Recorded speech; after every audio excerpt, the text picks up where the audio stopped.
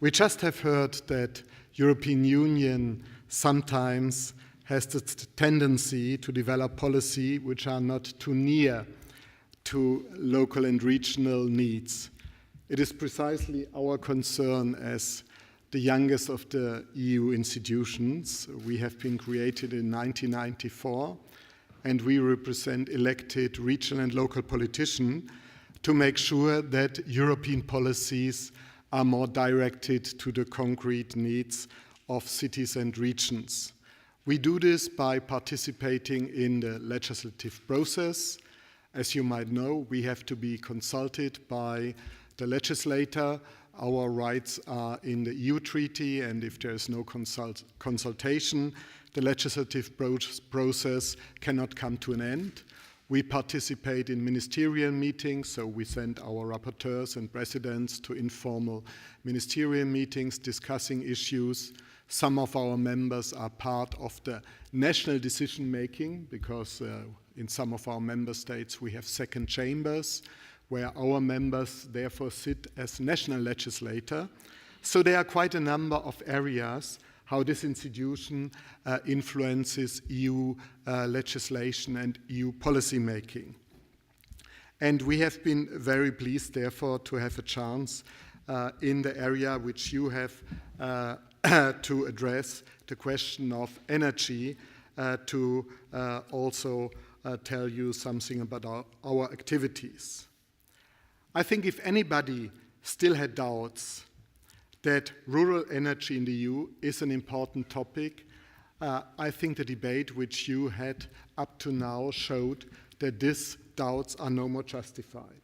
And I could see some of the summary of your study, which I think confirms that not only in city, but also in rural areas, we need a sustainable energy policy. We need alternative energy to give a successful answer to the challenges of the future.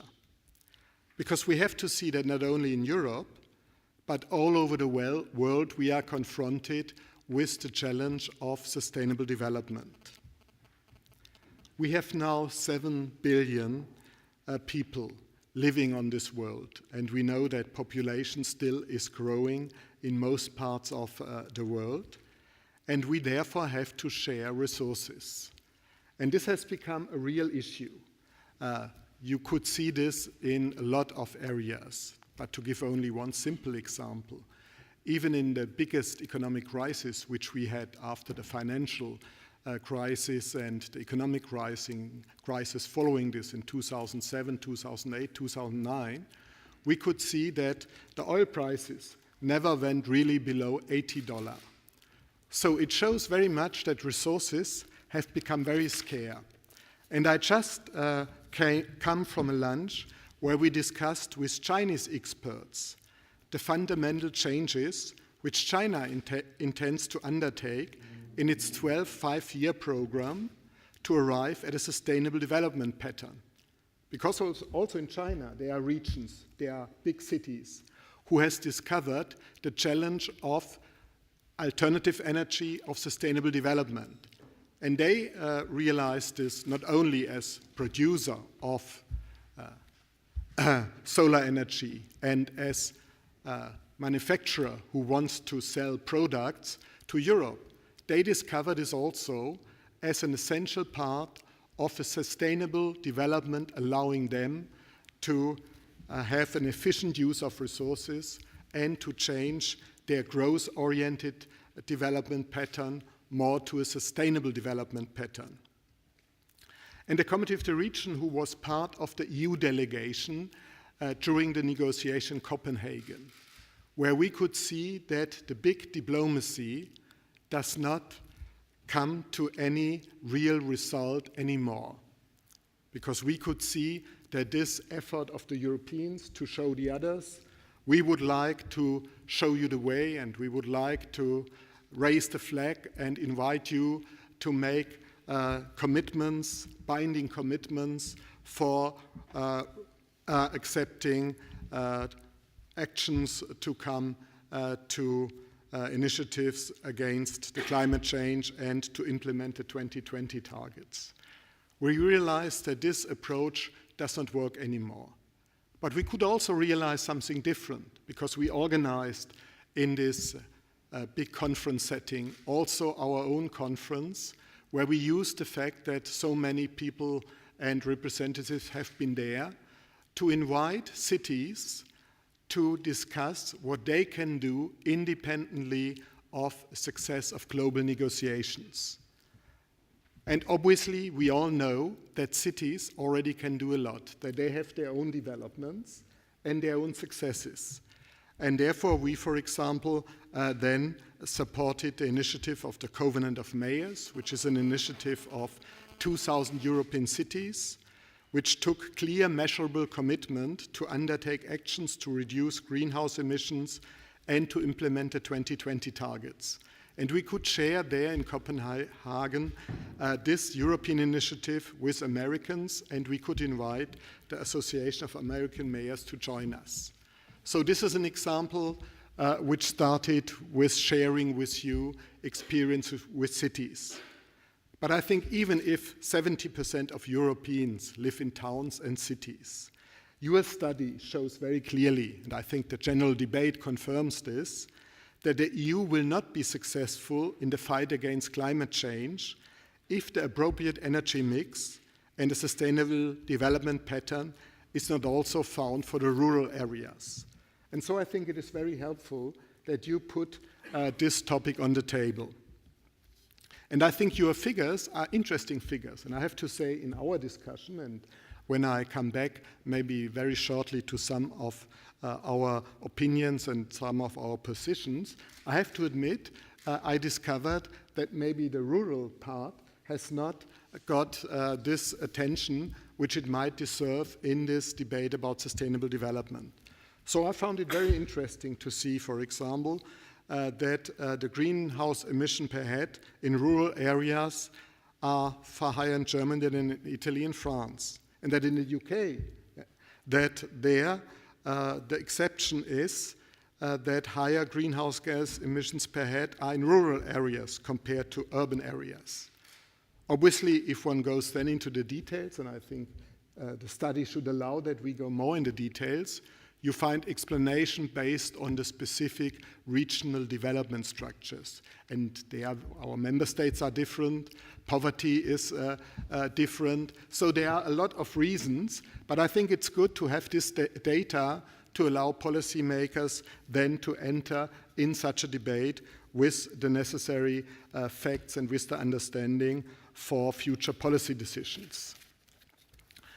If I touch very shortly those initiatives which the Committee of the Region is at the moment undertaking to contribute to the European debate. We have been very committed since a long time already to put renewable energy question high on the agenda. So the Committee of the Region obviously supported therefore this approach at several occasions, whether it is in relation with the Euro 2020 strategy or whether it is by organizing own initiatives. For example, we have an annual Open Days workshop where we address such questions. We are taking part in the European Energy Week, and we also commission ourselves some studies to help local and regional authorities to have a better understanding of energy policy issues. And we also addressed this issue of energy efficiency, and I think it was quite correctly mentioned that you have to develop alternative energies, but at the same time you have to look into energy efficiency and energy savings. So I think we realized, and you have seen presentations here, that local and regional authorities are already shaping very much parts of the energy policy. And it is maybe also worth noticing that local and regional authorities are key partners, very often the lead partners in the 475 local and regional energy agencies established throughout the European Union with support of the Intelligent Energy Europe program. These local and regional agencies, many of them operating in rural and peripheral areas, make a very important contribution to supporting the transition to a more sustainable energy system through their work in spreading good practice, providing information, advice and guidance, and offering a range of services based on specific local and regional needs. The Committee of the Region, as I said, is working closely with other European institutions. So we are regularly invited by the EU presidency to contribute with our opinions to help EU presidency to put important topics on the table for council discussions. So we have adopted an outlook opinion on climate change mainstreaming, and we do this in cooperation with the Polish presidency, and this allows also that we can come into this council debate and share there our understanding.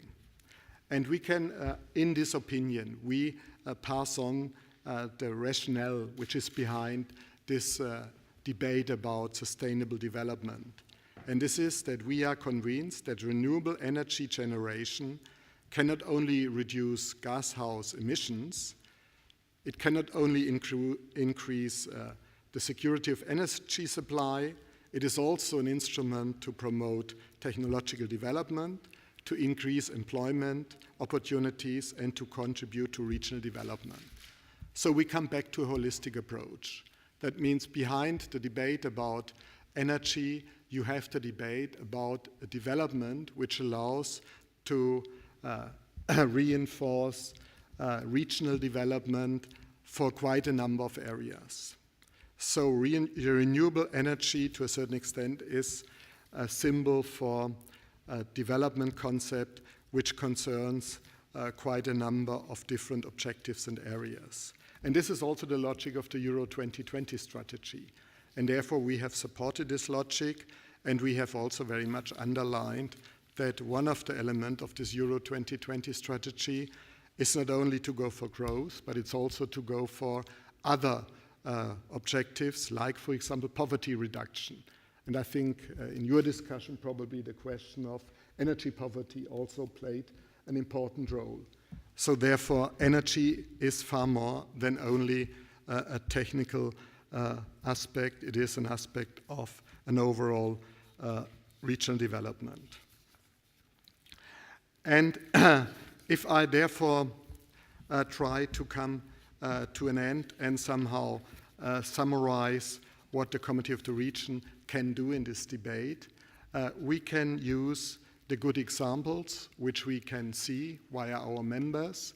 We can bring in this experience into European legislative processes, and we can share information. And to share information, we have also developed other initiatives going beyond our participation in the legislative process via opinions, via being present in informal ministerial meetings, via working with the European Parliament, etc. We have also built up, for example, a scheme about European entrepreneurial regions, where we invite regions to present a scheme for a regional development, which we then will analyze, and we will give a certain label to these European entrepreneurial regions, and we are doing this now for the second time. And we could discover that some of these entrepreneurial regions can find very interesting answers also related to the question of energy efficiency and alternative energies. And we have another instrument where we also can share informations and where we also can then bring in those informations related to rural areas which maybe have not had the recognition which they need up to now. We have a network of 150 regions related to our Euro 2020 platform. This means that we invite regions to analyze how the implementation of the Euro 2020 strategy is done on the ground. You might know that there are regular reports which are needed, which then are discussed on the council level, but very often these reports are the result of meetings on the level of national ministerial representatives, And we invite the regions directly to analyze to what extent the different flagship initiatives and the Euro 2020 policy is really implemented. And with these 150 regions, we can have a permanent dialogue, and we can ask also how the sustainable objectives are implemented and reached in rural areas.